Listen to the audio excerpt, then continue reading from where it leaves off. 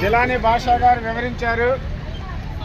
ఎందుకంటే ప్రభుత్వం పెట్టిన పథకాలన్నింటినీ అమలు చేసేది ఆర్టీసీ ఉద్యోగులు. స్త్రీశక్తి పథకాన్ని అమలు చేయడంలో కీలకమైన పాత్ర ఆర్టీసీ ఉద్యోగులు. కానీ అదే సందర్భంలో ప్రజలతో దాడులు చేయించుకునేది కూడా ఆర్టీసీ ఉద్యోగులే. కాబట్టి అటువంటి దాడులను అరికట్టాల్సిన బాధ్యత రాష్ట్ర ప్రభుత్వాన్ని.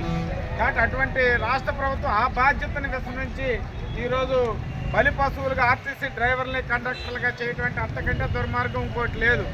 ఎందుకంటే రోజు వార్తల్లో మనం చూస్తున్నాం, హార్ట్ స్ట్రోక్తో డ్రైవర్లు కానీ కండక్టర్లు కానీ ఆన్ డ్యూటీలోనే కుప్పకూలిపోయి చనిపోతున్న పరిస్థితి మనం రోజు పత్రికల్లో మనం చూస్తున్నాం.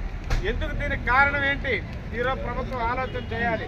ఈరోజు అధిక పని ఒత్తిడి, పనిభారం కారణంగానే అలసటకు గురై సెలవులు కూడా కనీసం లేకుండా, రెస్ట్ కూడా లేకుండా కార్మికులతో పనిచేయించడం వల్లనే ఈరోజు అటువంటి దారుణమైన పరిస్థితులు ఎదుర్కొంటున్నారు.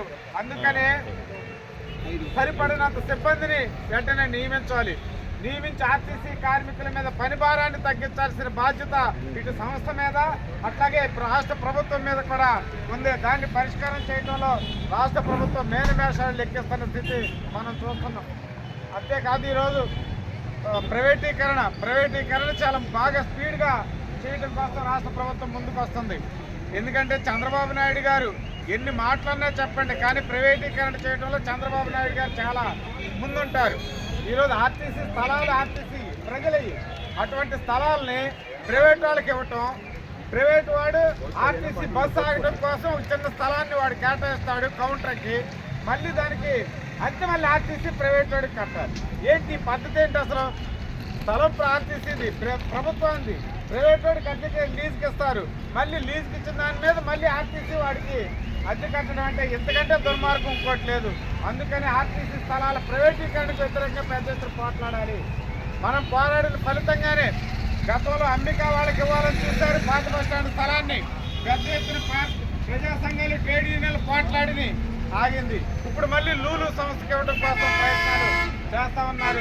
అందుకనే ఇటువంటి ఆర్టీసీ స్థలాలు ఏవైతే ఉన్నాయో వాటిని ప్రైవేటీకరణ కానివ్వకుండా కాపాడుకోవాల్సిన బాధ్యత మన మీద, ప్రజానీకం మీద, ఆర్టీసీలో ఉన్న అన్ని కార్మిక సంఘాల మీద కూడా ఉందని మనం విజ్ఞప్తి చేస్తాను.